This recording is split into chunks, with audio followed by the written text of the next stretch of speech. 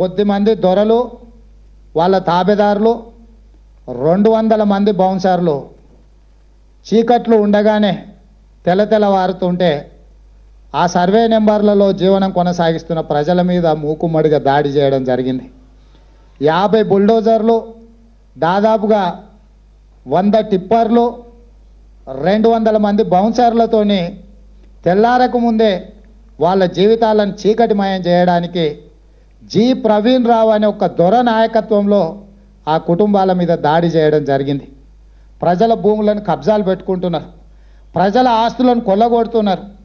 G Praveen Rao అనే వ్యక్తి 40 ఎకరాలకు సంబంధించి ఆ భూమిని కబ్జాలోకి తీసుకోవడమే కాకుండా అక్కడ తిరుమల తిరుపతి కన్స్ట్రక్షన్స్ జి ప్రవీణ్ రావుకు సంబంధించిందని బోర్డులు కూడా పెట్టడం జరిగింది. ఏదైతే ఇప్పుడు అలిగేషన్ చేస్తున్నారో అందులో 300 ఇండ్లు ఉండేయని, 400 కుటుంబాలు ఉండేయని, 300 బుల్డోజర్లు వచ్చినాయని, 300 మంది ఫైటర్లను పెట్టినామని, అదంతా ఫాల్స్ అండి. ఇంకా ప్రార్థనా మందిరాలు ఉన్నాయని అంతా 100% ఫాల్స్ అండి.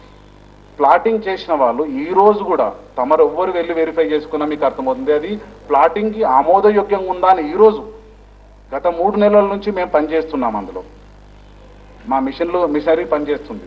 అది ఉన్నది ఒకటే మిషనరీ అండి. ఇప్పుడు చేసే పని కూడా ఒక చిన్న బుల్డోజర్, చెట్లు అన్ని బుషెస్ పెరిగి ఉంటే అది క్లీన్ చేసుకుంటున్నారు. వాళ్ళు ఎవరితో మోసగించబడ్డారో వారిని అడగకుండా న్యాయపరంగా చట్టపరంగా అన్ని రికార్డులు వెరిఫై చేసుకున్న తర్వాత, అందరు అడ్వకేట్స్ ఒపీనియన్ తీసుకున్న తర్వాత మేం చేసిన తప్పు, మేము సీఎం బంధువు కావడం తప్ప, బంధువు అయినది ఎక్కడో దూరం బంధువు అయినంత మాత్రాన మేము వ్యాపారాలు చేసుకోకూడదా?